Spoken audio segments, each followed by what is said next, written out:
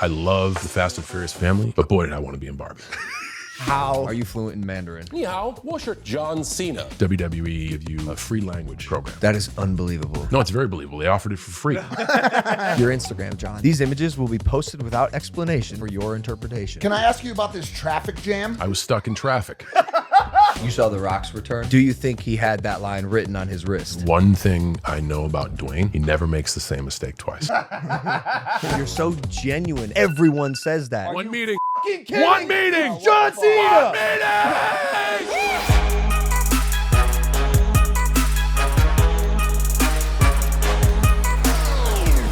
If you see me on my phone, I want you to know I'm not texting. Same. I'm looking at the plethora of notes that I have. Encyclopedia. You know, It's unprofessional. we spent hours together today, and I don't need it. we just talked like two people I know. doing things two people. I know. But now it's my show, John. Yes, sure. Use your notes. Use your phone. We're good. We're on. Let me just hydrate first. Let's go. First time trying it. Got all of it? Whoa. Wow. You'd be fun to do a keg stand with. I swallowed it all. Yo, let's go. That's what she said. Welcome to Impaulsive, the #1 podcast in the world. Thank you guys for listening, watching, viewing, subscribing. We have an absolute legend in the house. That you Ladies- can't see. Where is he? He's not here yet. You have to shake his hand if you can actually see him, or subscribe to this channel. So subscribe if you want to see, ladies and gentlemen. I learned about all that vernacular. Subscribe. Hit the likes. Do the comments. Notification. Ding notification. the bell. Ding that bell. Yeah. Thank you. Yeah. We just filmed What Drives You. I learned. That was you. I mean, you gave me a wealth of knowledge. I do the outros. I got about 30% of that, but that's okay. I could teach you, John, just like you could teach me, because you are one of the greatest wrestlers to have ever done it. I do gotta clap for you, ladies and gentlemen. We have John Cena in the house. Oh, you 2 times. It's foolish. It's an honor, Mr. Cena. We're all clapping. We're all just clapping. It's an understatement. We've wanted you on for so long, and to get to spend time with you, just the 5-10 minute interactions that we've had prior to today was an honor. To get to sit down with you for 2 hours in your car, we just did his show called What Drives You, where we just talked about the deepest things. You are just a promoter. I love that about you. You always plug, dude. Thank you so much for that. And that conversation was very special. So thank you. Yeah, of course. I throw the same thing your way. Nothing is off limits. We'll do the best to get you the best show we can. Well, I'm glad you said that, Joe. All right, let's dive right in. Nah, I got pretty vulnerable on that show, and I told you this while we were shooting, but ironically, every interaction I've had with you, you make me feel the most seen. John Cena makes me feel the most seen I've ever felt. Man, when you look at people and you shake their hand, you care, and you're so genuine. Everyone says that. One meeting. Fucking kidding? One meeting. John Cena. One meeting. Sorry, someone has to be somewhere. That was probably the most important alarm of like, I gotta take my medicine. Probably. Something like that. Sorry. But yeah, through all your successes, inside and outside of the WWE, Didn't even skip a beat right there. traversing, I'm good at We this do shit. this. I do podcasts. You are still somehow so genuine and so kind, and so thank you for all the time you've given me and the energy you've given me and joining us on this show. I appreciate the invite. It's good to be here in Puerto Rico. Yeah, welcome. Man, this is paradise here. It is. Thank you for welcoming into your home, and I really appreciate it. Of course, man. We could take this so many directions, but I think the most appropriate way to start, honestly, is your Instagram, John. You are one of the most famous people on the planet, God. and your Instagram is one of the most perplexing places that I've ever seen. What do you mean? When I go to @John Cena on Instagram, Hold on, I'm just gonna. I gotta pull some up because I need answers, Cena. I need answers, bro. I wasn't sure if I was on the right account at Look first, at to be today. honest, but it had 20 million. No, look at today. Oh my God. The Just a Puerto Rican flag. Now that one makes sense, Okay. John. But what were you feeling on this Prince Day? I On mean, this Dave Chappelle rendition of Prince Day. What does the bio say? I'll read it. Welcome to my Instagram. These images will be posted without explanation for your interpretation. Enjoy. So, enjoy. No. We want you to interpret what this photo of Benjamin Franklin that you posted meant.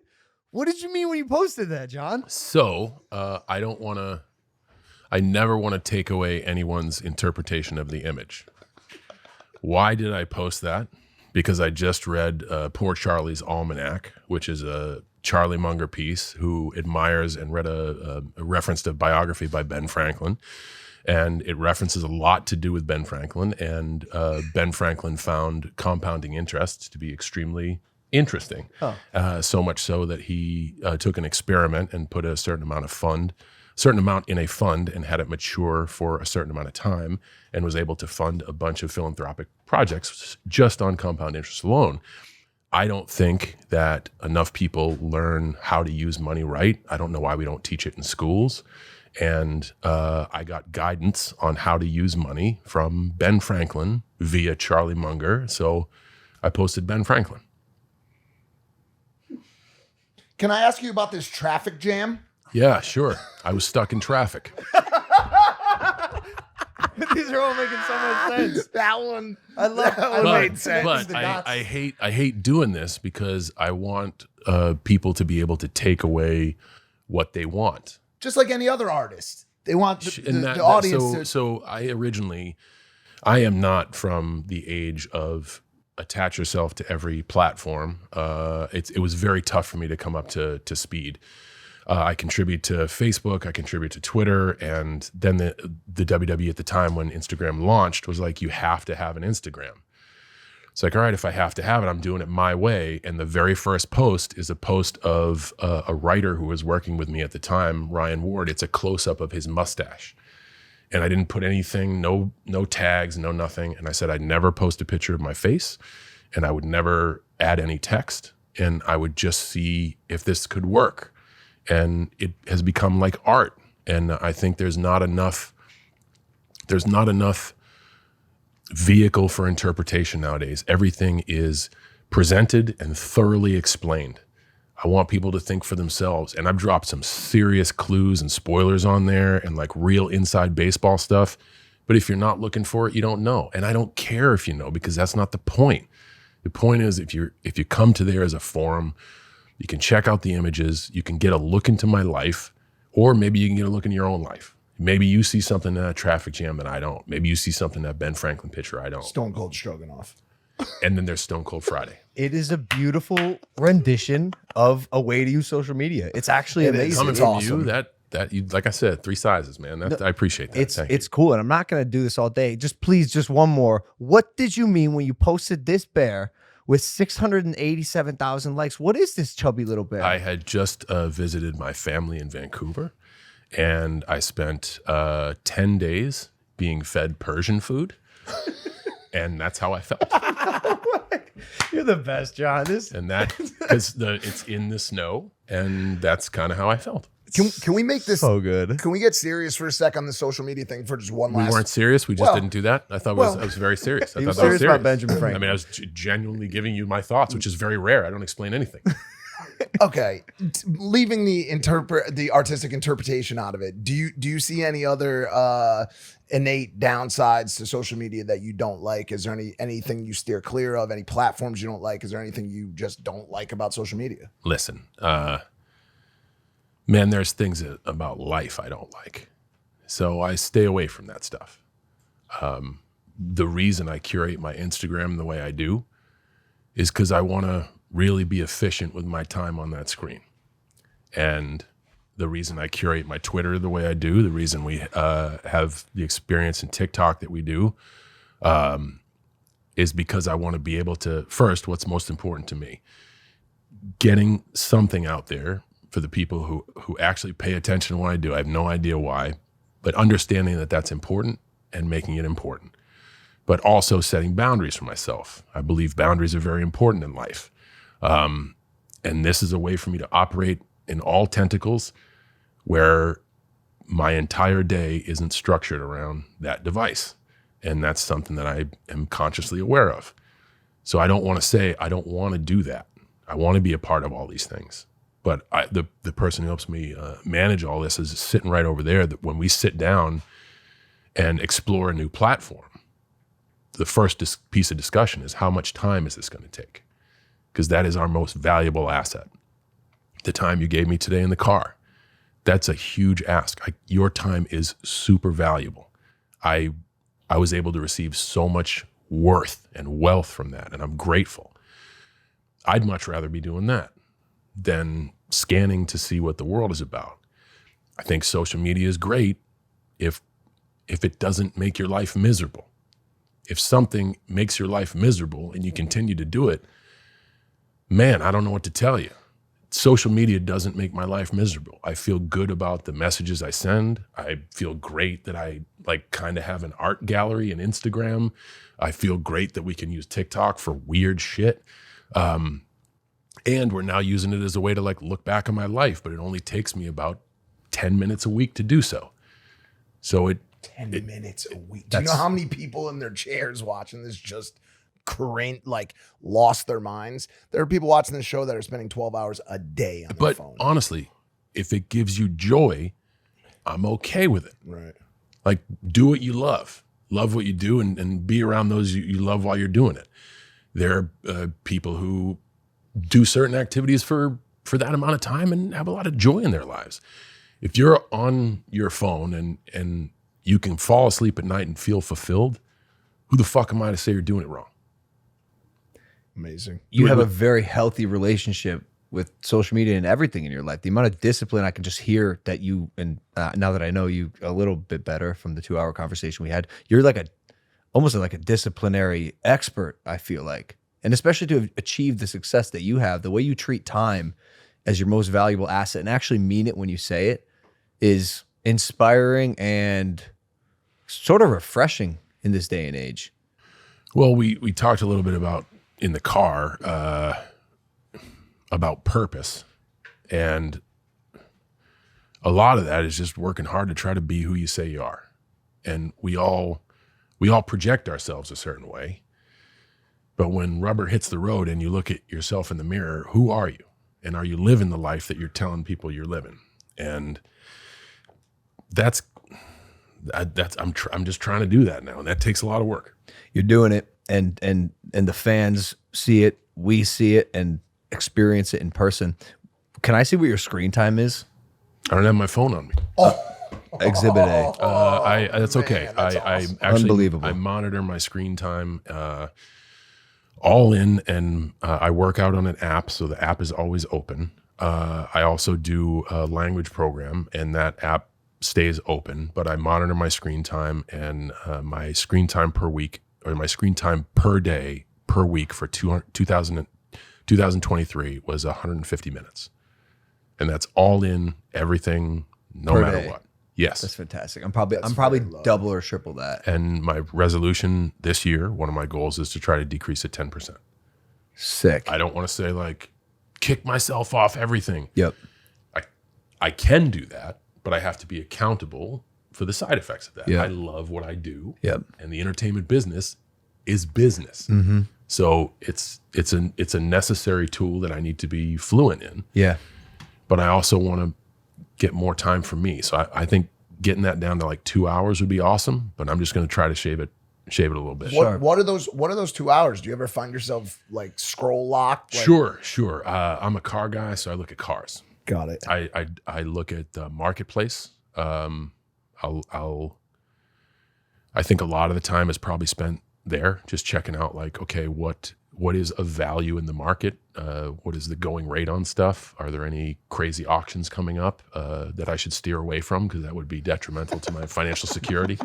Stuff like that. Hey, 2024 is here, and you might be saying to yourself, I want to go see my favorite artist or sports team live this year. Well, good thing today's sponsor is, you guessed it, SeatGeek. With over 28 million downloads, SeatGeek is the #1 rated ticketing app. There are more than 70,000 events every single day on SeatGeek, including concerts, sports festivals, and more. Maybe even go see WrestleMania 40 in Philly. I will be there. They put tickets all across the web in one place to make sure you're getting a good deal. Each ticket is graded to make sure you get a good deal. Look for the green dots. Green means good, red means bad. Every ticket is backed by their buyer guarantee, and SeatGeek is the only site that lets you return your tickets ahead of the event with swaps. I came through for you guys. As always, use the code Logan for $20 off tickets at SeatGeek. That is $20 off your first purchase with the promo code Logan. Click the link in the description to download the app. Shout out SeatGeek. Back to the app. You mentioned language app, and you also said the word fluent. I got to know, how the fuck are you fluent in Mandarin? So fluent is a stretch. Okay. I'm better than I was yesterday. And I've been taking Mandarin for 10 to 12 years now. And the how of that is WWE. WWE did not have to do this, and they offer all talent. You qualify for this as well. They will assist in paying for your secondary education, and they will give you a free language program. Are you serious? You can learn it just like I can. I am going to learn Spanish. And when they debuted all these things, I'm the old crusty veteran sitting at the front of the talent meeting with everybody, and I'm like, these kids don't know how good they got it. They can get a college education and learn a language. I got to turn up and say that. No, I'm not going to turn around and tell them to do anything. I'm going to do it. So on my time off, I took advantage of the program, had a tutor come to the house, and just started from there. That is unbelievable. No, it's very believable. They offered it for free. I'm going to take him up on that. I thought it was a good opportunity to learn. And at that point, I had heard the two toughest things to do as you age were learn a language and play an instrument. And it was learning remedial Mandarin that inspired me to try to learn an instrument. Dude, I saw a selfie video of you promoting something, speaking fluent or what appeared to be fluent Chinese. Conversational. I describe it as like a foreign athlete trying to speak English after the game. Like you can get it. Like that one guy, that one baseball player talking about the bananas and cramps. Monkey eat banana. Oh yeah. Monkey no cramp. I in eat the locker. banana. In the locker. I know cramp. Yeah. The Japanese guy. Why Mandarin? So is it like some like strange reason? Like do you, like you missed out on a great conversation, but I cannot tell you how much I love WWE, and loving it is not just loving my time in the ring; it's also loving the business. And WWE has really never been able to penetrate China, and they just don't understand it. They think it's a kung fu exposition. They don't know if it's real. It's the one place in the world that kind of doesn't understand. We're everywhere else but China. So I figured if one of WWE's top superstars could bridge the language barrier, maybe we can get some relevancy over there. And with relevancy, maybe we can get some homegrown talent. And with homegrown talent, maybe, as we were talking about how you get distribution with Prime and how you get locations, you have influence in this area. And I was literally just trying to use myself as a vehicle to get us over there. And the crazy thing is, it didn't work. So we also talked about like manifesting stuff and it failing. Yeah. This was 8 years of labor. Failed. My God. I haven't stopped. I still learn because I truly admire learning the skill. And I don't do it anymore as, oh, this will be useful to me someday. I try to keep my brain sharp. And I don't want to lose what I've learned. But it was one of those things where you just work really hard and it doesn't matriculate. I don't think that's like a representation of like anyone's, faults or inabilities to penetrate that market. That's a tough market, John. Everything they use is different. It's not like you post an Instagram post and it goes to France and it goes to Italy and it goes to Germany. It's in the United States. China has its own entire ecosystem of social media, of marketplace, of industry. Sure does. You literally pick one of the hardest places to try to penetrate. It was the one place we weren't. Right. That story in itself is an indicator of your love for the company. Like you were willing to put in so much work to try to extend the work that you do into another country. And I think even one of our interactions, and we talked about keeping certain interactions off camera, but I'm going to share this for the world. Good. Is also an indicator of how much you love WWE. I'm in my locker room one day, kicking it with Kevin, laying back. I hear a knock. Who could that be? Great sound effect. Opens the door. I'm the only dude who still does the shave and a haircut 2 bits gag. I knew it was someone. It's John Cena. I go, John Cena. Well, welcome. What's up? And man, you just expressed to me that the love you had for this company and your gratitude for me for showing it the respect that it honestly deserves. But it was not shocking, but it was so nice to see off camera in a private space really how much you love the WWE. You said it's your life, and the amount of energy and effort that you put into it on and off camera can be felt. And I think that's why the fans respond to you so much. I appreciate that. Thank you. You've been doing this for so long, from the OVW days, ruthless aggression. Another huge failure. Well, that's what I wanted to ask. When you entered the WWE, you know, they're like, who are you? What are you about? My name's John Cena. I'm about ruthless aggression. What was the storyline going in, or were y'all just winging it? So if I had it to do again, right, the reason it didn't work is because I wasn't there for Vince's ruthless aggression promo, and I was neither ruthless nor aggressive. So I looked the same as everybody else. It was basically a debut. We spoke off camera, and you expressed that now you just want to show them what you got. You want to show them what you're capable of, and you can do such amazing things. But so can everyone else. What sets people apart is the ability to believe. So when I come out and I slap Kurt Angle in the face and say ruthless aggression, everybody's like, great. And then 10 minutes into that match, one of the rowdiest buildings in the world, the Rosemont Horizon, everybody's like this. And it just wasn't gonna work. They filmed a little bit with The Undertaker afterwards, where he shook my hand and I was in awe. Someone who's aggressive and ruthless would have kicked him in the nuts. Yeah. So either I just didn't understand the opportunity I was being given. I can take those two words, and in those two words, tell me who you are in two words. Ruthlessly aggressive. I know what that means. Do whatever it takes in an aggressive manner to get the objective done. Or you're a 180 of that. You are the biggest pacifist, and you are not ruthless. So I could have said that I was ruthlessly aggressive and been the opposite, and I would have had a chance. I could have said I was ruthlessly aggressive and been that and had a chance. I said it and wrestled. Fail. Fail. And I mean, they set me up. I was with top tier performers, pay-per-view matches. It just didn't work. The audience didn't connect. And it was because I didn't give of myself to them. I wanted to show them my skill. That's all well and good, but man, when I go back, I don't have much skill left. I just give them my whole complete heart, and always have and always will. And that's why people show up, man. They sit down to stand up and be excited and be energized and fucking believe in something. And you can, like, dude, you can feel it. Like, I love that. I love it.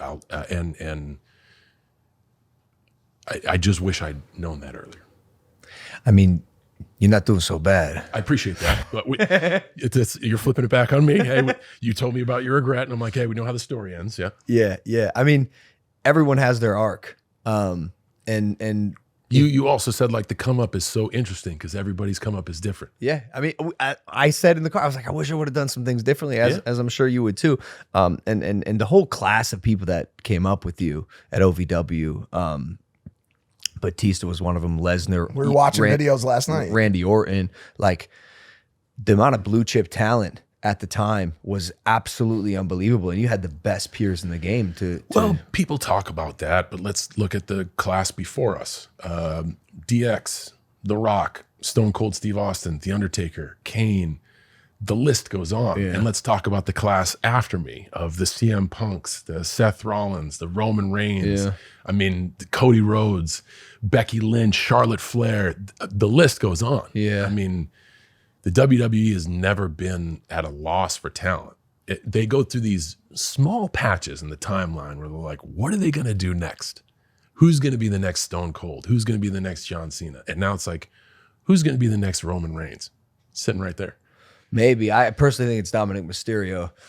Shout out, Dom. By the way, Dude, that's yeah. I'll absolutely shout out Dom. Absolutely shout out. He's doing fantastic. Speaking of him jumping in recently, what was your initial perception of that hire and that entry into the WWE? I'll give you two answers.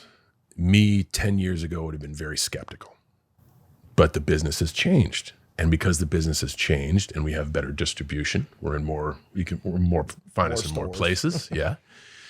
The perception of what we can offer has changed. And now people come to us seeing opportunity, not just what can I take from this place. And right away, with what you're willing to sacrifice in terms of your health and well-being with the moves that you do, I can tell that you give a shit. And that means a lot. You're not here to just do the thing once. You went from like special guest to full-time superstar in 5 minutes. And that's very refreshing. I think it speaks volumes to you understanding what the WWE can offer and how the WWE has changed. Man, I really appreciate that.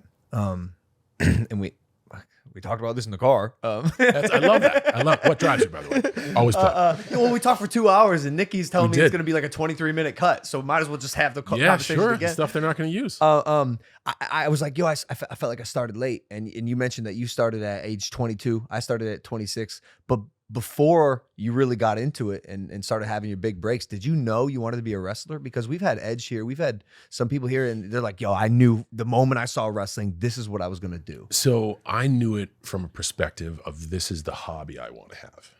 I think of it like your softball league or like whatever you work towards the week for. My little brother hates his job but loves his boat. Okay. He endures the suck to get out on the water. When I found that ring, I was just about ready to take a career leap that would have not allowed me to do that. And if that failed, I was just going to go back home. What were you going to do? I was going to join the Marines. You would have been a sick Marine. So I just failed at every avenue in life. I got my college degree. I could not apply it. I tried to be a cop. I failed the exam. I was running out of time, money, and I just didn't know what to do. And I was like, man, I can follow a schedule. I'm in shape. I think I can abide by the rules. These people have always been heroes to me. It's right in San Diego. I was in Los Angeles at the time. I'm like, man, I'm gonna go for it. And the weekend I was thinking about it, a friend of mine was like, dude, you're always talking about Raw. You know, we trained down in Orange County. I'm like, what the fuck? No, what? No. He's like, would you want to do it? I'm like, yes, of course. When I saw the ring, I was like, okay, I'm going to do whatever stupid job I can to put on the costume Friday and Saturday. So it wasn't like, this is my path. It was like, no, this is the new thing I'm into. I was a student to play football. You know, I used my job to be a wrestler. Like it became my escape because I had spent so long on the other side of the barricade as a fan growing up. So was there a moment then when you realized this was working and you may have a shot at true greatness, not just to be a part of it?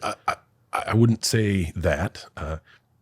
I would say there was a moment where I knew that it was a possible path, and that was when I got my first contract.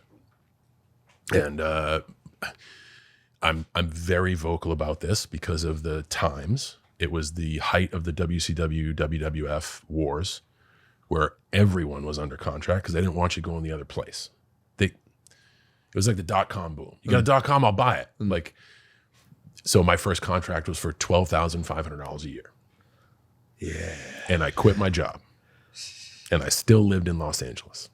Damn. So I had to operate pretty lean, or I didn't have to. I chose to. Yep. And all the stories I tell about, like, hey, I lived in my car, I did that by choice. I had a warm bed and a roof over my head in Massachusetts. My dad is the most giving person to his sons, and he's like, you always got a home here, I always take care of you. No, I wanted to do that. And I chose to go through some hardships to be where I'm at. I quit because my philosophy was, this is my job now. I am being paid. I am a professional. This is my job. I will find a way to make it work because someone has bet on me, and if I don't let him down, I could inch forward. And I did that. My second contract was for like 25. And then they moved me to Kentucky, and it became 50. Then they moved me to TV, and it became 75. And then I ended up signing a better deal, and then a better deal. Six-figure motherfucker. Yeah, you got to be getting at least like 100 now. What's that? You got to be getting at least like 100 a year now. Are they supposed to still pay me? They're not paying you? Are they supposed to? It's insane, man. But even like, Can you pay what you don't see? John, I'm sorry. Crypto. We don't want to send the check. We can't see you, so we don't pay. We were so nervous about making these jokes, and we're so happy that you're making them. Do you ever get sick of the? Not once. I went through a stretch where I was like, man, this has got some staying power. Because like the first time I heard it, I think might have been 09. Right. It's 2024, bro. And I still am invisible. My brother met him today. John, Just Jake Paul. I was so fucking happy to meet him. An inspiration to me. Like I was moved by the doc. Like I thought it was so vulnerable and great. And for someone, like I said, to start so late and achieve fluency and mastery so quickly is just a byproduct of hard work, effort. I'm drawn to passion and effort.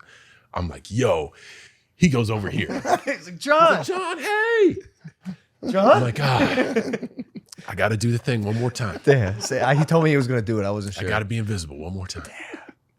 No, but it's funny, man. It's great. This you found a thing that really works. Dude, I have a superpower. Yeah. I'm fucking for real invisible. Yeah.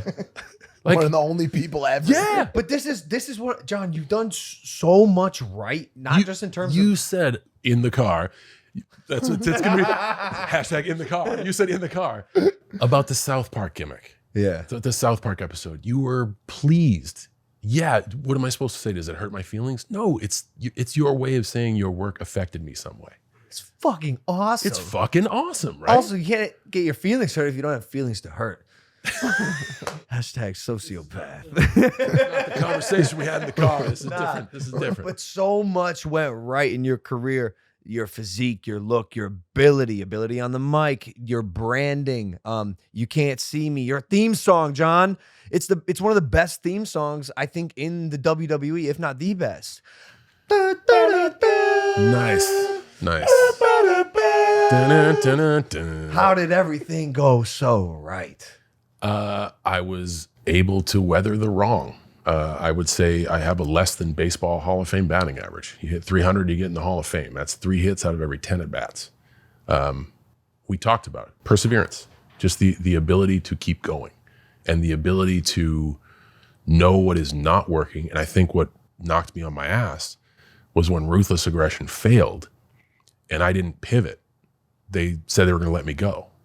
So I was like, hey, we're going to put you overseas for the fall tour and then Christmas time you probably... And I was like, yeah, probably. And that's when I started to care less about what other people thought and be more of my genuine self. And in an accidental occurrence of that, Stephanie McMahon overheard me rapping. I've told the story a bunch. Oh my God. She said, do you want to do that on TV? I said, fuck, I get to be on TV again? Yes. And just simple choices of like, do you want to look cool or do you want to look ridiculous? I want to look ridiculous. That early Thugonomics stuff with like the Vanilla Ice wig and the blue sheepskin suit and like the yellow corduroys and the Adidas bucket hats. Like, I want to be the most ridiculous possible because I tried the other way and people didn't connect. At least they'll know who's coming out of the tunnel. Oh, this is the rap kid, or this is the kid who thinks he's a rapper. Yeah, great. You know who I am. I've told you myself in one sentence. That works. Yep. So I guess it was because I got knocked out that I knew like, okay, I need to do something different. And then I just began trying and failing. Well, that's, I think, the formula of WWE, at least from my perspective, what it appears to be is like the crowd is the decider of what works. And you're not going to know if it works until you're out there in front of 12,000 people playing your new theme song and seeing if there's a reaction when you come out of the tunnel. Yes, but it's also an ever-changing thing, and every night is new data. Yeah. And you can't hang your hat on one audience understanding you. That's what I loved about the period I was able to be placed in. There's so many 250 performances a year. You know, I did that schedule for 13, 14 years before I started to decrease my involvement. I just got a lot of time in front of an audience. So you could really, and I tried so much stuff that didn't work. But I just knew like, okay, I've tried it 10 times. I'm 0 for 10, punt. It doesn't work in the Northeast. It doesn't work in the South. It doesn't work on the West Coast. It doesn't work in Europe. Punt. Yeah. Do you feel like there's a couple different directions you can go in life and branding and wrestling? One of them being, that's a wide net. It's life. well, branding, I'll okay. narrow it down for you. One of them being ridiculous, Thugonomics, the other being so ruthlessly authentic to yourself that people just say that's who this person really is. And you did Dr. Thuganomics. It worked because it was ridiculous. Are we seeing the real John Cena right now? Are you 100% authentic nowadays in how you present yourself on podcasts and the WWE? On the couch, I don't know who else I could be. We spoke in the car Dude, about a lot of expectations for the show. Dude. define yourself in a sentence, or maybe even just a few words. John Cena in the WWE existence is quite easy for me to define. Superman, and I don't mean like I'm stronger than everybody. I can outrun a speeding train, or I'm stronger than a train, or faster than a bullet, whatever. I mean, Superman acts with pure virtue. Superman has a moral code. Superman can be conflicted, but when he's conflicted, his North Star is his moral code and his virtues. It affects the body language. It affects your delivery. It's why you spoke. You're like, man, I don't know when you're off script and when you're on script. Neither do I, because you just get out there and you feel the energy. Now, over the years, there's been a difference in Superman. The Superman of the 2012, where, man, did they want CM Punk to win the championship because everybody was sick of me winning. They were sick of Superman, which is the forever problem with Superman. He's too good. Too good. Yeah. Now it's an older Superman who is looking in the mirror and saying, I was this. I'm not this anymore. What am I now? Homelander. I'm trying to figure it out. Trying to figure it out. How do we know you're not Homelander? How do we know? How do we know? Spider-Man. But I'm trying to figure it out. I need your help. Hey guys, I don't know how much time I have left. And I gauge their interest off of that. If they're like, get the fuck out, I do know how much time I have left, and it's now. Yeah. But it's fun to be able to play with that dynamic of having that run, and just like the evolution of the Doctor of Thuganomics. That was a slow climb into. It was an immediate shift into the rap guy, and it was a slow climb into the virtuous Superman character that became the face of WWE. Anyway, but then it was a long period of time where that character did well, and now I went on TV and said I haven't won in 2,700 days. I haven't won a singles match in almost 3,000 days. Is that true? Yeah, It's because Solo had that spike. That's not fair. he did have the spike. John. Wasn't my night. I finished second. But it's funny. It's funny and interesting to tell that story. So to answer your question, the person sitting before you is me. The person you see in WWE is more of me now than it ever has been in totality. I don't know what the future will bring. And I don't know if I have to take the character or the arc anywhere else. But this is me. Like even before we started, I don't need to promote anything. Hey, you're like, hey, we're going to promote this project and this. You don't need to promote anything. We're just going to talk, and hopefully people are interested. And if people are interested, they'll be like, I want to see what else that dude's a part of. It's just ingrained in me. Like we did your show, What Drives You, which is coming out on Roku later this year, You know and you what? can I'm watch it about while to you're start drinking. plugging it. Listen, I'm about to. why would you even care or even attempt to emulate or be Superman when you could just be Peacemaker? Because I am fortunate enough to be able to don the helmet. I went from one costume to another. Unbelievable, John. Yeah. Dude, you've transcended. That's part of the lore of John Cena. Is like all of a sudden we're seeing our favorite wrestler in movies, and not just in movies, killing it. The movies. Hilarious too, as well. You're too kind. You have that comedy bone in you. Amy Schumer's Trainwreck. I showed him last night the scene in the movie theater with the homie call you Mark Wahlberg. Hey, you said, I don't know. It's just hilarious. But at one point, you did make that crossover, and it worked. Why? Why go into acting? And did you even like it? Trainwreck came out in 2015. I have been actively put in film and television since 2004. So I had my first match in 2002. I had my first movie opportunity in 2004. So it took 11 years for that crossover. And that's the overnight sensation that people don't understand. Hold on a second. Marine came out in 2006. Marine was filmed in 2004. Okay. So Trainwreck came out in 2015. We filmed it in 14. So I'll round down. Took 10 years. But it still was happening, and you were good at it. And I'll be honest, the Hollywood environment's much different than the WWE environment. So I disagree. Okay. I disagree. I used to think you were right. Everyone talks about like, oh, we play big to the WWE and it's small to cinema. They're correct. But it's all storytelling. And it's all knowing the character, knowing the story, knowing your why, being coachable, understanding your role on the chessboard, at least from my perspective. And the great thing is it's objective and it's creative. So everyone has their recipe for chicken soup. Anything I tell you about WWE is only my lens. It's not right or wrong. It's just, hey, this is the knowledge I have. Here you go. Enjoy. It took 10 years for me to find my flow, my comfort on screen. And that came with great coaching. Judd Apatow and Amy Schumer gave me an environment to be myself. I'm in a movie with comedians that get paid to make people laugh. You want to talk about an outsider? Me. Not one of them made me feel like an outsider. And they would be like, just go for it.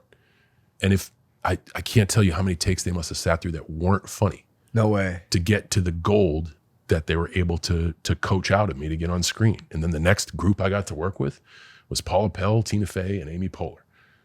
Very funny people. And then from then on, more funny people and more funny people. So I put myself in a pool where I was far from the smartest person in the room and wanted to soak up knowledge, just like I did in the early days of WWE. You had to level up fast, and No, you did. I just was around. You don't have to do anything. Well, if you want to be good at what you do. But I didn't even know I wanted to do that. I was still really enjoying WWE at the time. And quite frankly, one of the many reasons a lot of those early projects weren't successful is I want to be back in the ring. Dude, you've been in the ring. I look at those images on the wall in your gym where you're in midair and the people behind you are like, yo, look at this dude's face. That doesn't happen on a movie set. That doesn't happen. It is radio silent and it is really finite. Ooh. And the days are long. Yeah. And you have to have a certain mindset. And as a young man in the traveling business with every town going fucking nuts, I did not have that mindset. Every time I had this golden ticket of an opportunity, I was like, I want to be back in the thing. And the project sucked because I always wanted to be elsewhere. It's funny. Social media has that ability to grant the creator that instant gratification. And in a weird way, wrestling is kind of similar. It's the exact same. It's live. You can tell if you did okay or not. Right now. Right away. This is daunting, though. It can be daunting. Because you got to put yourself out there. You still get nervous? Every time. No way. I'm nervous for this. That's not true. No, it is. We're just sitting on the couch. Just hanging out. So what? Does that take the edge off? Absolutely not. We're we still get nervous too. We come in here all the time. We're like, yo, I'm feeling rusty today, and then you just get in the cut, you get in the ring, and you do it. For me, I don't think it's about rust. It's just, like I said, I want to really try hard to be the person I say to people that I am. You're an achiever. You're an overachiever. You do great at the things that you do. I think you're too kind. No, it's just true. I want to ask quickly also, you've described this pattern of turning hobbies into careers. You said it about wrestling when you were going to go be a Marine and then you decided to be a wrestler or wanted to try wrestling as a hobby. Then you looked at Hollywood kind of, it seems like you're going to try this. As a person who also maintains a level of discipline in their life, how do you decide what things you want to do and when to steer clear to stay focused on the things you're already doing?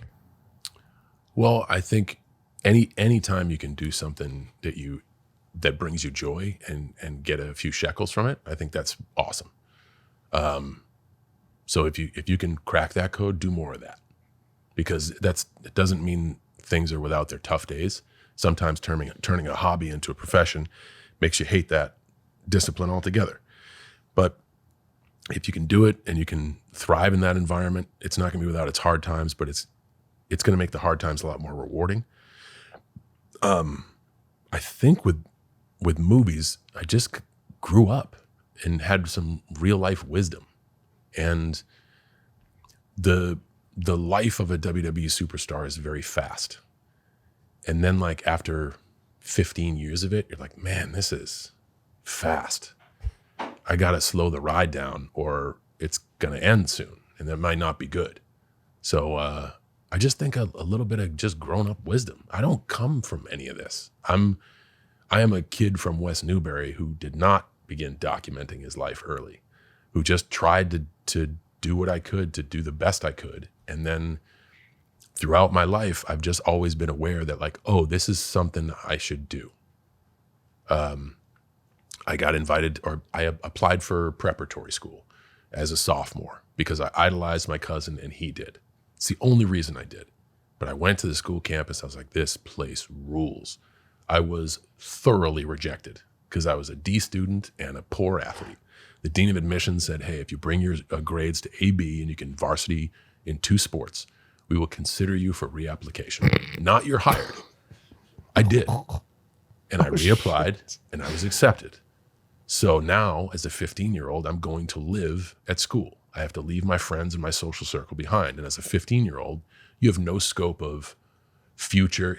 And also this is 1993, so it's a little bit different then. I didn't want to go, but I was like, yo, I have to do this. I didn't know what the yield would be. And it turned out to that time in preparatory school set me up so much to gain fluency as a college student, which allowed me to be proficient in athletics, which allowed me to build friends and connections and network to get me where I needed to be in California, to get my friend to be like, hey, do you want to go wrestle? And just the fact of like, I can go home and live at my dad's, or I'm going to have to shack up in the Continental for a few weeks. The back seat of a Ford's pretty big. I'll just do that. That's a choice of like, no, I think we should do it. I think we should try. So I don't know if it's turning hobbies into careers, but I do know when you get a chance and someone's like, hey, just do whatever you want. The rap thing was a chance for me to be ridiculous and vulnerable. Don't take yourself too seriously. And that's the first step to being vulnerable. Trainwreck was my first step to being vulnerable. And then you can fast forward to Peacemaker, where it is literally what I believe James Gunn's interpretation of me, kind of. And there are spots in there where it's funny, but there are also some spots in there where I'm giving you all of myself, unabashedly so. And that comes from his coaching, but it also comes from 1, me not taking myself too serious, and 2, me being okay being vulnerable on screen, those are 2 tough things. James Gunn is excellent. He's great. He's and a wonderful dude. Really? So that's always nice to hear. I wanted to ask, do you think that your role in the Barbie movie alongside Dua Lipa and Margot Robbie is one of your most significant acting roles ever? That was another great situation of opportunity knocking and answering the door. I wanted to be in that movie so bad. No way. And we were filming Fast 10 right in the lot next door. And I love the Fast and Furious family. I'm grateful for every minute that I get to spend with that crew. They're just an awesome bunch. But boy, did I want to be in Barbie. And I ran into Margot Robbie at a restaurant. I didn't even know she was there. I had paid for a meal for someone that I wanted to do something nice for. And she came running over because she was sitting at that table.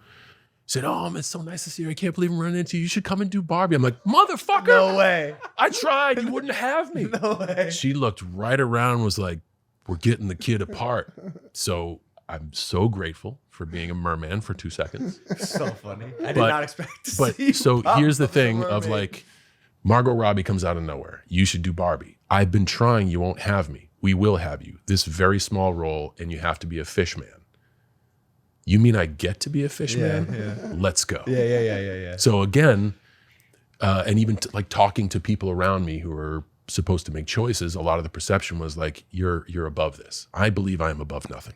Well, that's why we love it, John. You came out as a mermaid or peacemaker with a helmet on. Excuse me. I didn't want to assume you're Zoolander. mermaid. Is that Zoolander?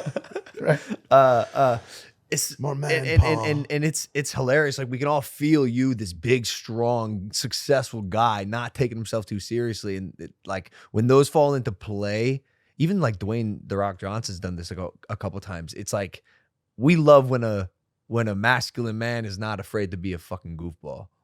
Well, I think it's good to know everybody has a human side, especially people who keep themselves. You have to show your human side, or you've chosen to show your human side because you show yourself all the time. So people can't get away from they see the good, the bad, and the ugly. Yeah. If you only go to see the movie, you only know the person from the movie, and when they show up on the carpet to promote the movie, you don't necessarily see all of them. Social media changed everything. Those moments are precious when they can let their guard down. And you'd be like, man, that's a person I want to get to know. I want to get to know more. Did you get to know Dua Lipa, and does she embody the essence of superstar? She absolutely does. Because she was a Mer woman. She was a Mer woman. Next to you. She's also an Argyle. In Argyle, I saw you yank her off the Vespa in the trailer. And you guys, now there'll be 2 movies together. You're hanging out with Dua Lipa. Yeah. She a superstar? You guys friends? Yes, and I hope yes. She's given me some great restaurant recommendations in London.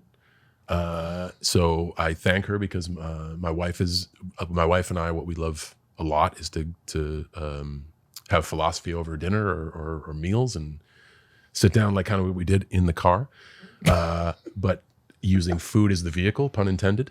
So she gave me some great recommendations, and we keep in touch. And it's not like I'm doing any more than that. Yeah, I feel like that you guys aren't friends at all. That's what I just heard. Okay, that's fair. No, but you're like your colleagues, your peers. They say perspective is reality. You work so, you work together. So was she nice at least? I don't know. What did you hear? I heard she was nice. Okay, I heard that same thing. So we can agree on that she was nice. I did actually hear multiple times you roaming around London, particularly like a couple coffee shops. Do you have a place in London? A few, but I can't announce them because No, they will no longer be my place. Yeah. No, But then there will be more videos of people harassing you, which are our favorite videos. Which They're is not. okay. They're not. No, that's okay. Don't harass John Cena, please. By the way, that's totally okay. I am big on hard work, loyalty, and respect, and also accountability. John, they're our favorite videos because of how you react to these people. I appreciate that. It is so. It just embodies so much class.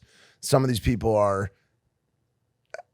I'll leave it out, but they don't know how to approach the situations in the right way. We'll say it like that. No, and the way that you respond is very admirable. Man, it's tough when you get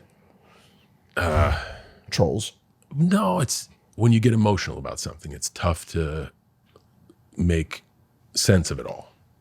And I'm not at all perfect, but again, try to be who you say you are. So I also try to have more empathy now every day. And I understand, hey, if this video makes it, I'm on easy street. Yeah, but in the realm of having empathy, what about me? Like I'm just trying to buy my coffee. Just dude. a guide. Yeah, I'm just trying to buy my coffee. Shop. So, but you know, I don't know. I guess I just try to handle those things one at a time and not let my emotions completely dominate the situation. Which is a massive learning for people in life. And it's impossible to bat 1,000. I don't think we've seen you proper flip out. Every time I've seen it, at least go viral, people always side with you because you're just like, hey, be respectful to me and I'll be respectful to you. So I'm trying to have a lunch right now. To me, it's not about the win of the situation. It's am I who I say I am? You know, man, more people were on your side than the other guys. What does that even mean? If I say I act like this, did I act like that? And if I did not, I should apologize and be accountable and find a way to fix it. Do you draw the line somewhere? I think everyone has their line, but I also am, each day I'm more and more understanding of this crazy life, and I try to be more and more understanding of anyone who asks of my time. And I assume that happens a lot. Like when you're out, you're not, I don't know if you could be disguised. I keep a pretty small footprint, and I'm invisible. Oh. Look, he goes, oh no. So no, I have a few places that I feel pretty safe at, and I don't try to make a scene. We just enjoy company and food and And that's that. Are you a foodie? Would you consider yourself a foodie? What is a foodie? Well, it just seemed like you were so vastly interested in the recommendations from your co-star, Yeah. and you like to enjoy food while talking about the deeper things of life, Yeah. with your wife. So I just was curious. And friends too. Do you have a favorite food? Baked goods, man. Really? Baked goods. Rolls, croissants. Bring it. Really? Baked goods. It's my weakness. I was like downstairs. I was like, John, like I had a little bit of like a back and forth with marijuana. Like I had to cut it off. Like, what's your advice? He goes, baked goods, brother. Just baked Could be goods. a blueberry muffin or a pizza. Scones. You name it, dude. No way. You ever had a cronut? Yes. It's a mix of a donut and a croissant. Yeah. Yeah, I have. You bring it. I mean, I've been good, bro. You're pushing me right now. You like grands? Flaky grands? What is that? Like Pillsbury, you put them in the oven and they flake up. And you rip off like a layer at a time. Like layered. Sounds flaky delicious. grands. Butter them up, dude. It sounds delicious. Buttery grands. So that's So you must love Germany, like places that just specialize in those type of bakery goods. those are great. Sweden. Could you be lured into a bakery by a open chimney, giving off whiffs of freshly baked I goods? could be lured into almost anything. No. Yes. Yes. Does discipline come into play when? Yes. It is the one thing I have little self-control over. And Wow. it is very hard for me to like, hey, I'd like to eat all those cookies right now. Are you on a strict diet? No, diets are tough because they can only last so long. My philosophy is just make over the aggregate, make a bunch of good decisions. That's it. We all know what's healthy and what's not. Zoom out. Do more of the healthy stuff, do less of the unhealthy stuff in a workout. So how do you have that physique? I keep track of all that stuff and look at the long-term economics, and they all match up. But I assume you're hitting the gym pretty regularly. Like your A lot workout. less nowadays, like 4 days a week, where I used to be like you in 6. But life, travel, I have a different set of important priorities. The workday in WWE is a lot shorter than a workday on set. You know, you'll do 12 on set, but then transportation's on either side. So Yeah. you're like 15 and a half. Yeah. I need sleep. Yeah. Like recovery is the most important thing. Because yeah, sure, I can keep my muscular development, but how's that going to help me do the great work that I need to do on screen? So you get a 5-day week where you're working 15 a day, you just sleep and hopefully get 2 in on the weekends and manage yourself with that. You pull back a little bit more on the calories, make sure you monitor everything. It's just all that. It's not rocket science. It's not. Do you do any of the new age shit? You into like NAD? Do you cold plunge? Like what type of recovery stuff are you into? NAD, it's where I can't talk about things that have happened. No. That's a That's NDA. amnesia. Oh yeah. That's amnesia. Gotcha. Okay. yeah. Have you signed an NDA? So what is Just How would you describe an ad? peptides, kind of like new age. Have you ever done stem cells? we talked about this, none of that stuff. Got it. I can't believe he's not into stem cells. Well, he's an old school East He needs Coaster. more info, he says. So that's pretty much it. Like, I'm not against any of that. I'm not against any method that works. 1, do I need it? And 2, have I exhausted all resources before it? Traditionality. I'm still absolutely drug-free for life. I get my testosterone tested every not every quarter, 3 times a year. Will you say your level? Do you know where you're at? The last one was 840. Whoa. Damn, John, that's good. So as a 46-year-old man, I'm still in a good spot. Yeah. So I don't need that dimension yet. Now, time is undefeated, and I love working out. So when that drops to be critical, That discussion will take place. it will only take place if that drops below critical, and so does everything else. So if testosterone drops below critical and I still maintain strength, gains, health, wellness, Sex drive. then you don't need it. And even if then you say you need it, you have to say, have I done all I can before I hit the thing to launch the fire alarm? And right now, proper warm up for me, getting in there and going as hard as I can, knowing when I have to pull back, and proper flexibility are the things that I can control, that I don't need any equipment to bring with me. Tough to bring a cold plunge with you when you fly from San Diego to Puerto Rico and then to Nashville and back to LA. So that's within my realm of possibility, making good health choices, staying hydrated. What about skincare? Because your skin's incredible, Mr. great. Cena. It's really nice. It's really nice. You have really good skin. Thank you so much. How do you maintain it? So Volcanic ash. No, it's 3 inches of foundation Nice. lathered on Yeah. with a spatula. Is Annie still here? No, it's foundation. It's all the baked goods. It is. It's a life of baked goods. No, I do appreciate that. My wife would appreciate that too. She helps me with my skincare. You brought up priorities a couple minutes ago, and I'm sure they shift as you continue to evolve age-wise, slowly. And I think they should shift always for all of us. gracefully. Well, I want to ask about these two things. One was you were going to be a Marine, but didn't, but do a ton of impact work with the troops. And I want to ask about that, and also the fact that you are the most granted Make-A-Wish Foundation grantor of all time with over 650 kids. How do you choose your impact cases, and what does it mean to you? Both of them chose me. Again, I'm less of a manifester and more of a card player. The cards get dealt. I look to see what I got, and then I'm like, all right, let's play it out. WWE has a great relationship with Make-A-Wish long before I came along. It's an excellent vehicle for the charity because you get one-on-one time with the families, you can get to know people, and then you get to go out and perform for them. But because it's entertainment, I can literally ask like, hey, so what do you want to see tonight? And just put it into the show. Wow. And then I know where people are sitting, so I can truly curate an experience that is an escape. And that's why that piece of philanthropy exists in my life, because I was associated with one of the best experiences to do so. WWE also has a strong relationship with the armed forces. So they've been doing the tribute to the troops for a long time.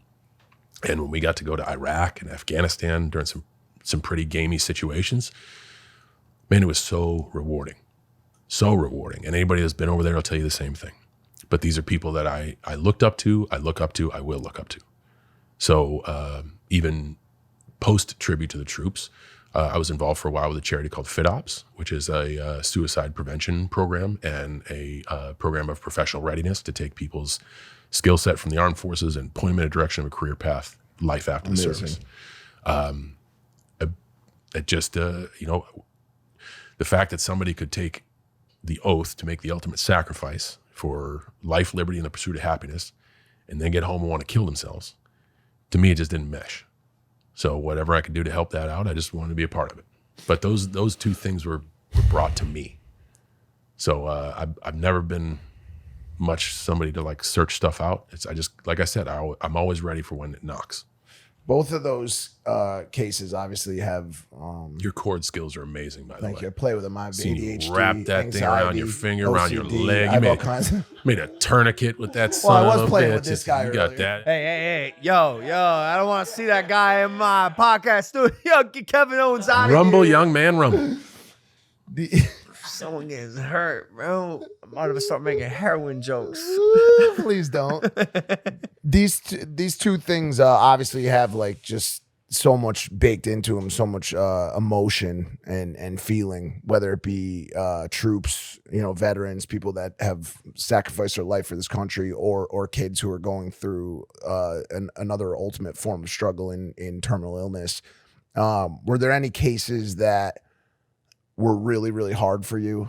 Anything that sticks out in your mind that was a time for you that was actually challenging for you to actually to enact that?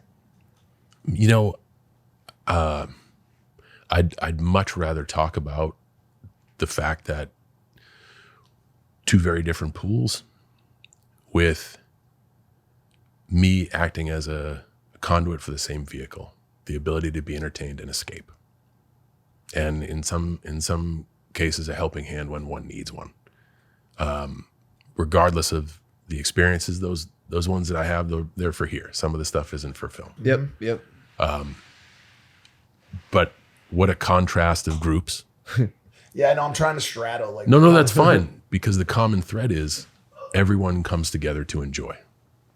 And that's what I love about the WWE experience. When you're in, you're in.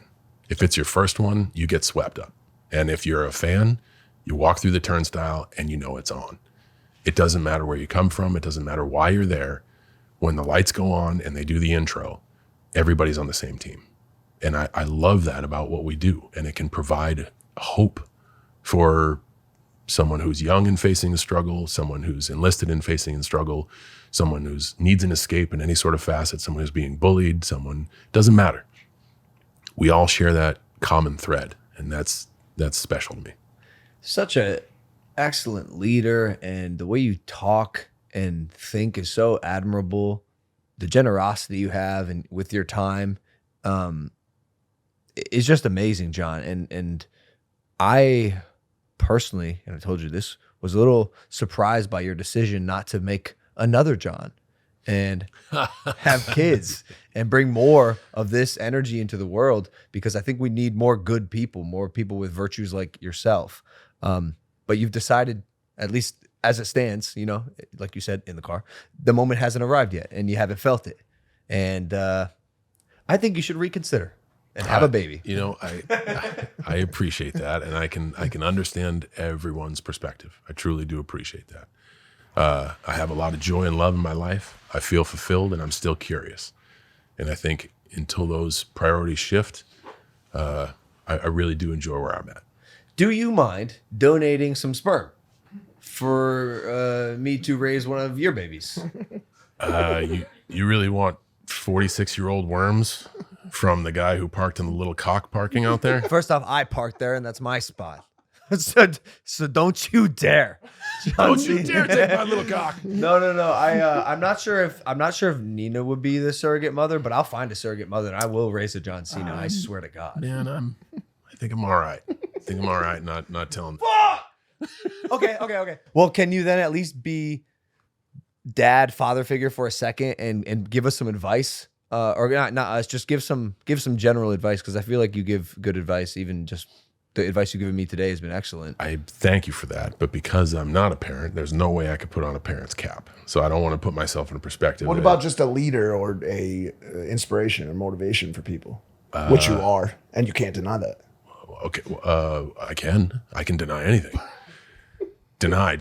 What are you pointing to on the notes? Just I want him to pull up a video that we had. Oh yeah. Just because this All right, what would you do if this happened? This woman came in a precarious situation, and we wanted to see what you would do in this situation. Okay. Or if you Let's could see share what any we words of got. wisdom. Let's see what we got. Hold on. I just want to do this properly. Logan hates when I mess up my technology here. All right, ready? So this woman. Make sure you show him the video. Yep. Here we go. Yep. I got all of it. I have all of it covered right now. I'm home and my driveway's gone. What used to be a concrete slab outside 1438 Bethesda Street is now a patch of dirt that she didn't ask for. Someone took her driveway as she was trying to get ready for Christmas. Of all the things that... Okay. So I've seen your video. What are we talking about? What would you like to say to this woman? What do you do? What advice do you have for her? Her car wasn't stolen, John. Her driveway was stolen. Okay. So a piece of news that makes each of us feel differently. You're tearing up. As you should. It's sad. Yeah. So when something like this happens, and I have never had my driveway stolen, but when the proverbial driveway shit hits the fan, Yeah. right? Totally. In all honesty, I ask myself, what can I control? Can she get her original driveway back? Does she have the money to have a new driveway? Does she have the vehicle to go fund me for a driveway? What are the resources does she have? How important is the driveway? What can you control right now? And then if the things that are like the stuff that is beyond your control, let go and focus on the stuff you can control. That's it. So if it is just the perspective of, I didn't take my car. Okay, cool. That gets you through the day. Or, man, what can I do immediately within my power and my financial reach to put crushed gravel down there? And we're talking about a crazy video of a lady who got her driveway taken, which we're even getting laughter from way off camera. Dude, because it's just... But so what I see in that video is Shit happens every day. Your fucking driveway got taken? Clip that, just that exactly. Your And driveway got add taken? it to a soundboard. Add it to a soundboard. Your But fucking driveway got taken. there isn't a better example of what is within my control Serenity prayer. and what can I do now? Big time. Yeah. Big time. Grant me the strength that can, control the things that I can and Wisdom to know the difference. Yes, For sure. yes. Yeah. And I think that's huge because how do you even navigate something like that? But what a crazy, funny microcosm that we can have a laugh at. But if a good takeaway there is, okay, this has happened. Can I control the fact that I need to be fucking angry for 20 minutes? Guys, go over there. I'm going to yell into a pillow, or I'm going to the gym, or I need to do what I need to do to lighten my backpack because I need to be angry. That's within my control. I want to do that, and that'll help me move forward. But once you get there, okay, what can I do now to make this bad situation better? Another example of that, and something Are you going to, all right, here we go. Let's, absolutely crushed. you sons of bitches won't break me. No. This is good. This is a good transition. Things you can't control. There was a moment, you, Dave Batista, the Royal Rumble. You both, I don't know if it was on purpose, doesn't feel like it, went over the rope at the same exact time because of what appeared to be some sort of balance issue. It was not Dave's fault. That was on me. You over-rotated forward, and he am stumbled backward. Very, very bad at rotating backwards. I see. Well, So, however, my fault. It transpired. You guys went over the rope at the Royal Rumble, which is the method of elimination. By the way, that's all anyone's ever going to take away from this podcast. Cena's botched Royal Rumble spot. Go ahead. It happened. It's my fault. I can't flip backwards. No. It's totally my fault. I hope they take the driveway part from this. Not a chance. Not a chance. Say, what would you do if You driveway's three gone? guys like the driveway bit. Watch. No one's ever. I challenge you to like it. No one's ever gonna like the driveway bit. Yeah. We've been crying for days about it. Okay. But you guys went over the rope. You and Batista landed the ground at the same time. Not really the same time. It appeared, I looked at the bounce of these two large men, trampoline, same time. It looked like it was the same time. That wasn't planned, I'm sure. It was not. I'm positive. And by the way, those are the moments that people are waiting for in wrestling because they're the best and can bring out the best moments. How did you recover from that in like the best way possible? And the refs raising your hand and his hand and your hand and his hand. And when a moment like that happens at an event that big with that many people watching live, what do you do? Trust the process. So I know I fucked up, and we know that that's not the way it's supposed to go.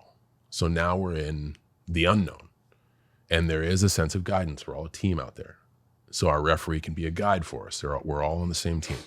You begin to listen to the ref, and you begin to listen to the audience, and you feel how long you can milk a moment and see if they're giving you any direction. And then, as we trust the process, out comes Vince McMahon. And we're like, oh, great, this is going to be fixed. And he tears both of his quads getting into the ring. Woo! Oh no. So, but still, to the testament of the work ethic and just the absolute gumption and dedication of Vince McMahon, with torn quads, he gets himself in the ring and gives us the guidance to finish the event. And because he is the authority figure in WWE, he can say, restart the match, and we restart it, and Dave wins. So just, oh man, what do I do now? Trust what's happening. Trust what's around you. Trust the people to guide you when you don't know what's going on. And then just be present in your surroundings. And yes, I did fuck up, but even then I knew, like, don't rush to do anything. Let's see what's going to happen. Let's see what's going on. That's got to be one of the greatest moments in WWE history. I cannot believe Vince, with 2 torn quads, was able to speak to us in understandable dialect and tell us exactly what to do. Like, we had the best seat in the house, and it was incredible. Insane. I'm watching this, and now that I'm in it, my mind is just blown. Like the way his hands raised, your hands raised, he throws you out, you get back in and say, no, fuck you, throw him out. Then Vince comes. It's so good, and that's the stuff you can't write. But that's us all being a team. A lot of performers, or not a lot, Some performers go out there to try to be the best individual. I think when you can rely on each other out there and let everybody shine is when the whole thing creates moments that we never forget. You have so many of those in the WWE, and I'm going to do this. I didn't want to do this. I'm going to do it. I'm going to give you a superlative. Oh, no. Favorite match? My next one. God damn. He's answered this had that question lined up. before. He's had his Shouldn't have driveway done it. stolen in I the said I was past. going to do it. He knows how to. Nobody's gonna like the driveway bits. They will. They will. What would you do? Control what you can, man. Control what you can. You come home, just fuck. Where the fuck is my driveway? Damn driveway's gone. I would hotwire your off-road vehicle. Cheap. The Razors. Yeah. You don't need a driveway. You are gonna have a next match though. That's what I heard just now. So yes, I hope so. I am not officially done. I know that I'm close, bud. I'm close. I can feel it. You can tell. Like especially seeing you out there doing incredible stuff, and just our talent now. The product has become so crisp and so fast, and so skilled. It is a different world, and I love it. And I still feel fluent. And I would like to say goodbye when I still feel fluent. So it's coming, and like to the point where, you know, that moment in the sunset where you're like, when it starts to go down, man, it's going down real fast. Yeah. That's kind of where I'm at. I'm not done, but I need to decide when I am. Do you ever see yourself taking a more executive role, like a Triple H? No, I think what I would love to give to the business is just my time. And I live very close to the Performance Center, and I would like to go in as a guest.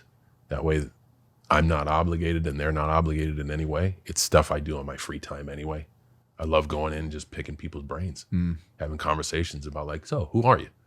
And they're being like, what does that have to do with anything? Oh, only everything. Yeah. Let's talk. Yeah. So I enjoy that, and doing, half a day there and then going back to normal life. So I don't know what I'll do. I mean, I'm fortunate enough to have some other stuff going on. So I'll be focusing on that too. But, I don't know. I always want to be involved in the business. I get so passionate about it, and it's something that I love. And I think I have a few pieces of wisdom that need to be passed on, and I don't think they should die with me. So I'll try to do that the best I can. I'm going to extract that wisdom from your brain. I will All day, man. I will siphon it. All day. You watching the product at all? You paying attention up to date? First of all, there's a lot of product out there to watch. There is. I catch it when I can, but like I said, if I'm dedicated to something, I can. Being a dedicated wrestling fan is a full-time profession. It is absolutely a full-time job.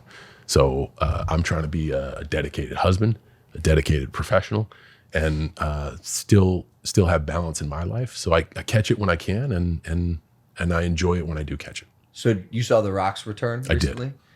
When he went out there and he said, "You think I should sit at the head of the table?" Do you think he had that line written on his wrist? No, because one thing I know about Dwayne, he never makes the same mistake twice. Did he know you were going to do that? I didn't know I was going to do that. No way. No, I didn't know I was going to do that. It was one of those things where it happened in last minute, and looking back at it, it was fucking stupid, because we have the biggest star in the world coming back when they don't need to.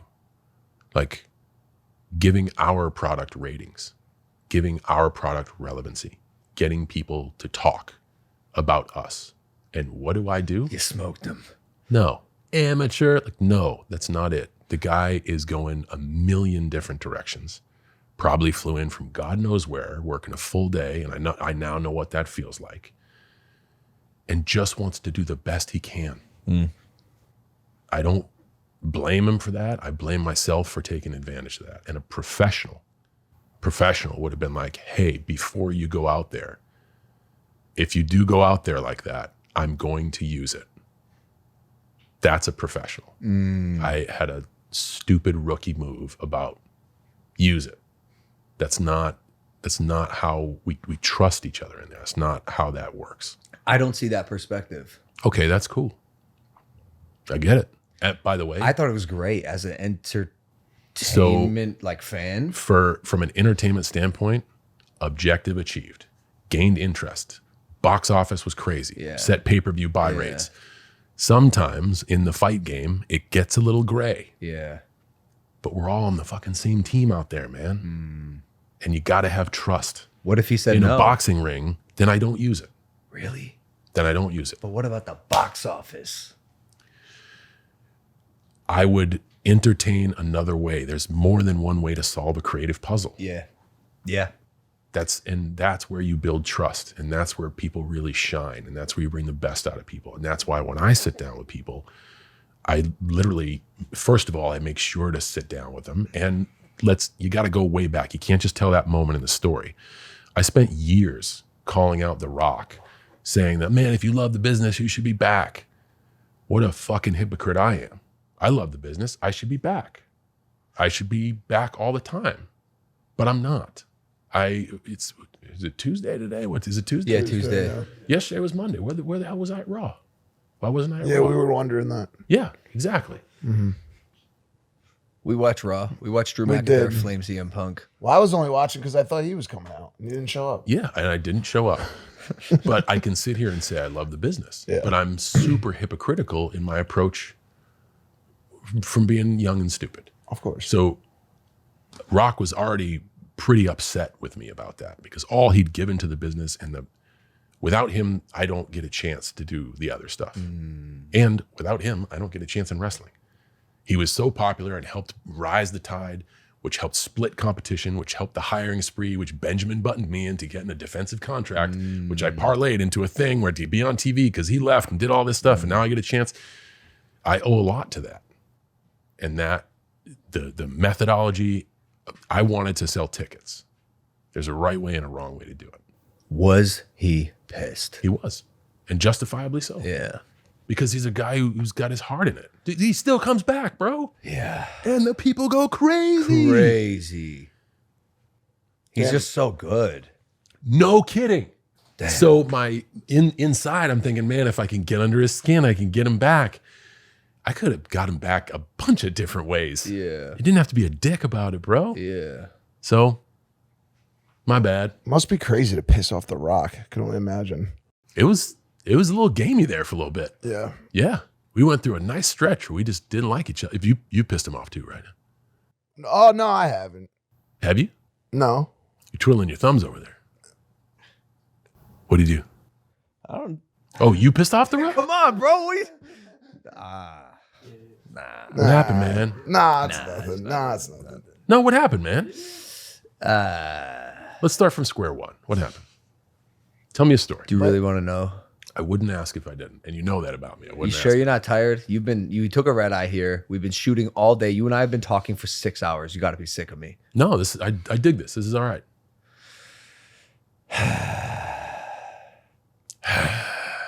I told you in the car. Nobody's gonna buy the driveway bit. My driveway.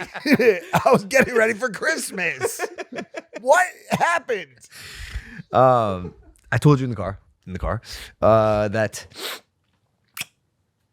you and Dwayne, I think were like two people I definitely looked up to a lot when I'm trying to figure out the blueprint for my You did say that. career that didn't exist.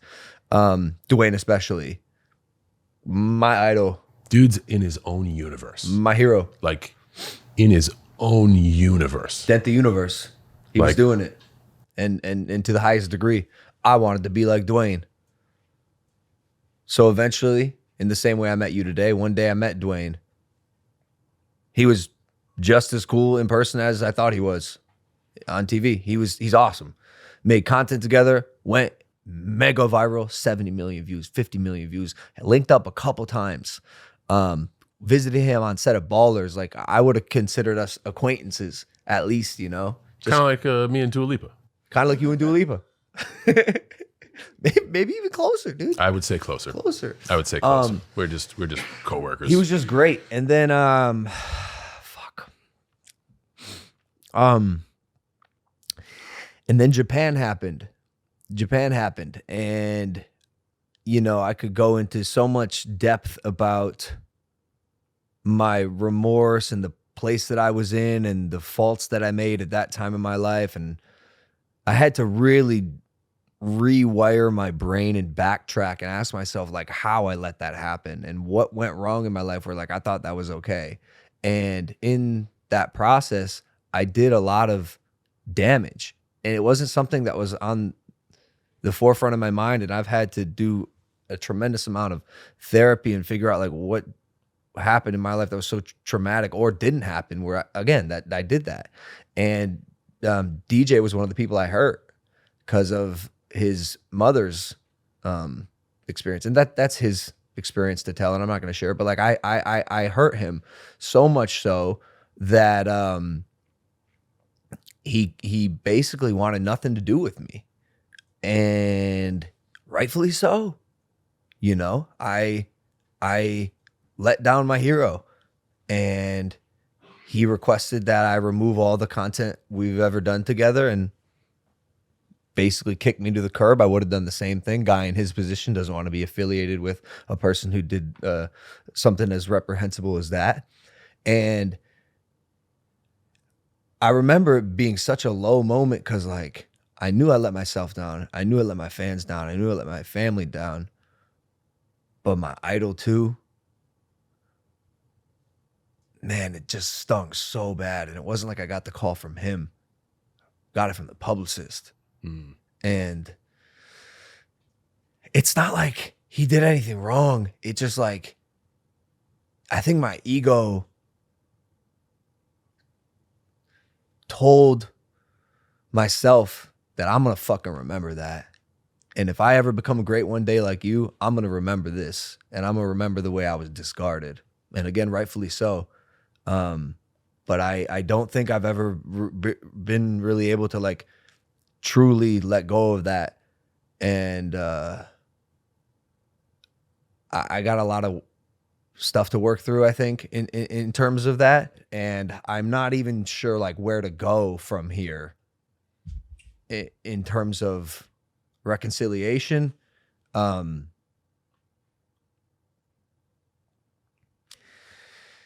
Yeah, I don't know. And we're kind of like swimming in the same world a little bit, you know, with the WWE. And I see him coming back here and there, and I know we're going to cross paths, and I just wonder how I'm going to handle it. If I may, with an anecdote, you told me a story earlier today about one of the toughest times in your recent life where your fiance was put in a position that made her uncomfortable and you uncomfortable by a certain human being. And you needed to keep your sanity about you and not let your emotions take over. Do you remember this story? What did you do? Forgave him. Okay. What I'm hearing is you made a poor decision, and you had to be accountable for that poor decision. You're not alone. We've all done that. And in the process, you were very hurt by someone that you cared about. And I see your lens. This is what I'm hearing. You understand that it might not have been as impactful for him as it was for you, but it really got to you. I'm not neither right or wrong. It's just my 2 cents. Take it or throw it back. I think it starts with your ability to forgive. And if you can get yourself to a place where you honestly can say, I forgive, then I think you can begin the foundation to move forward. You don't have to, I'm not saying forget. Forgiveness and forgetfulness are two different things. But I think if you can bring yourself to a position where you can forgive someone, you can begin to move forward. That's just my perspective. I totally agree. I think I have an ego problem. It's like, okay, kind of hard. I don't know why. It's like I don't know. I can't do it without having a conversation with him. That's, I think, part of this puzzle. And like, I don't know if I'm ready for that, to be honest with you. And you don't have to be. Forgiveness has to come on your own terms, dude. It's here. It'll come. I have nothing against Dwayne. He didn't make any wrong decisions. It was all me. I think part of it is I fucking hate myself for letting him down. And it's like that anger that I have, even just against myself, was turned into this drive that I told myself I'm gonna be so successful that I don't need your approval or validation or acquaintanceship. I'm gonna do this on my own, with or without you by my side. Okay, that's very fair. But if you can say to me that you were hurt because you let him down, why can't you say that to him? What have you got to lose? I will. I have to have the conversation with him before I fully close this loop. I can't just say it right now. I need to. No, I understand that, but you just said it to me. Yeah. And I applaud you for being able to share all this, because by the way, that's deep. That's deep work. But I think you just starting there. Yeah. I was wrecked because I let you down, man. Yeah. And I don't mean to minimize Dwayne's role in the situation, but let's take him and substitute your dad or someone else that you look up to. Yeah. You being able to find the strength to say, I know I let you down and that gutted me, man. That's okay. Yeah. That's I know. I need you to be a dad, John. So again, if you want to reconsider that sperm donation, like I need more John. Like I said, you don't want the stale worms, bro. They're not stale. His are stale. We actually did a test and it showed. No, actually it's that of because his I used the sperms were still spermicidal alive. lubricant. Only and I 35% of them are still alive. No, it was like less than 1/3. It was like 10%. But it's because The 10% that were alive were like, I didn't read the rules, John, and you're supposed to dry hand job, as it says on the wall, life's a dry hand job. You're supposed to do that when you produce the sample. And I used spermicidal lubricant and a vagina, which you were not supposed to use either of them. Like I just pulled out, and I'll spare you the details. Well, I guess I didn't spare you any of the details. What other details? No, there's more, but I'll leave it at that. Right. But then I did that, and I was given a poor report. And this is something similar to the story he just told that I've had to deal with, and I'm quite upset about. But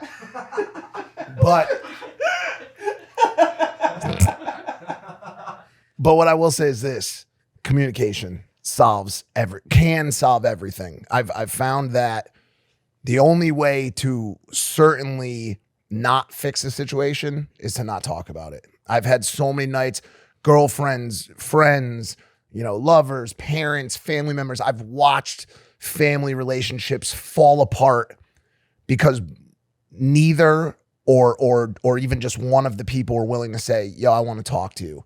The people will go to the grave with that feeling of, I wish so badly that I could talk to my brother, talk to my sister, tell my mother how much I love her, but because of that ego or that obstacle, they can't come to the table. And the one thing that I found is that every time I come to some sort of conclusive resolve with another party, it is because we just decided to talk to each other. Yeah. Speaking of that, thank you both for sharing. That's very personal information, and certainly a struggle that you have you didn't need to share. Whether it makes the cut or not, I'm sure you might be able to take a deeper breath after you've just said it. Maybe just said it out loud. Yeah. So, thanks so much for sharing, man. I really do appreciate that. Thank you, John. And thank you for everything today. I do want to get you out of here. We could talk forever. And you know what? We almost have today. You and I. I asked him for his cum, dude. That's crazy. Oh, I said sperm. I don't need the cum. Yeah, we're gonna dice it. We're just gonna give him take them out, brotro, one by we're one. Gonna take the cum out and just give you this. Nobody is gonna buy the driveway bit. I was just getting ready for Christmas. Where's my driveway? Where the fuck is my driveway? John, listen. You would have been a great cop. You would have been a great Marine. You would have been a great therapist. But you ended up being one of the greatest wrestlers of all time. Thank you so much for joining us today on this podcast. It's a way overdue. Thanks so much for having me, and I hope I haven't kicked myself off the couch. I hope there are return visits in the future. Please. Until then, plug my projects whenever you want. Argyle coming out in February. What Drives You coming out who knows when. Make sure you hit that like and subscribe button, ladies and gentlemen. John Cena. Thank you, guys. Unbelievable. Thank you. We love you guys. We'll see you next time. Take it easy. Peace.